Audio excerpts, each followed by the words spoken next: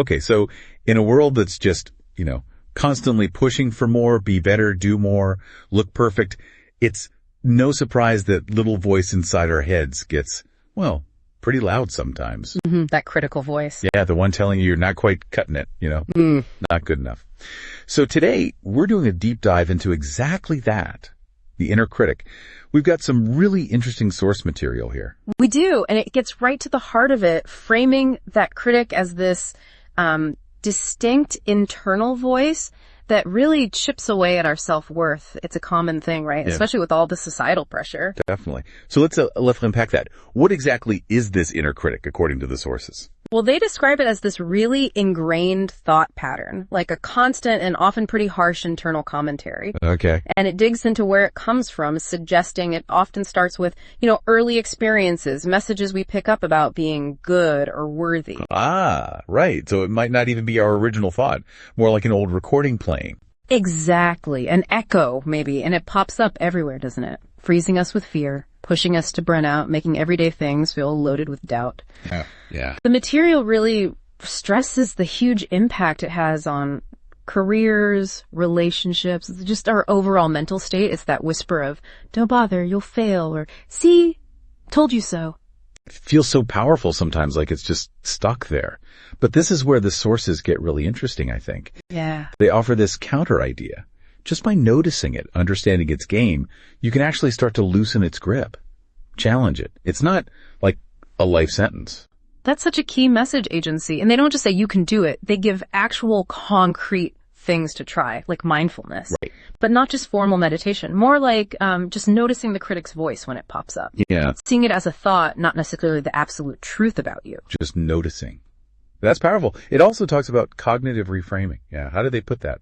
They do. It's presented as like actively looking for the evidence. Does the evidence actually support what the critic is saying?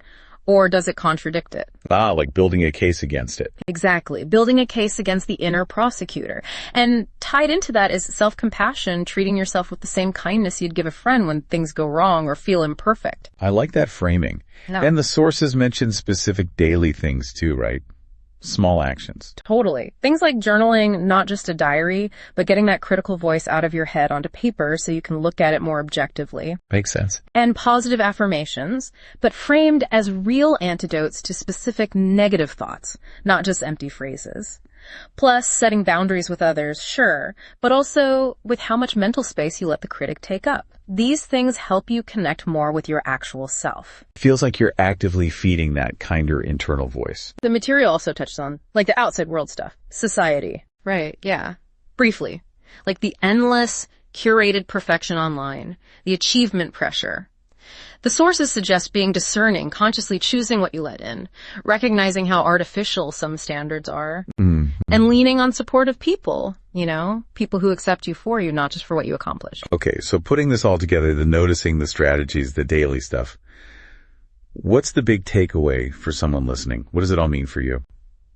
I think the most powerful message really is about reclaiming your own inherent worthiness. The sources really hammer this home. Your value isn't earned. It's not based on doing or achieving. It just is. It just is. You're worthy because you exist. And shifting to that perspective, from doing to being, it's huge. It gives you permission to be imperfect, to rest, to mess up sometimes, and still be okay. And celebrate small wins. That inherent worthiness feels like the bedrock. Yeah. And it's crucial to remember, this isn't like a quick fix, is it? Oh, definitely not. The material is clear this is a practice, a journey. Some days that critic will feel really loud, and that's okay. The idea is to meet those days with compassion, curiosity, not more judgment. Right. So wrapping up this deep dive, the main idea seems to be the inner critic gets its power when we don't question it. But when you shine a light on it, understand it, and choose to listen to that other voice. Yeah, the voice of self-love, self-trust, self-respect. Its power fades. Exactly. You really do deserve a life less weighed down by constant self-judgment.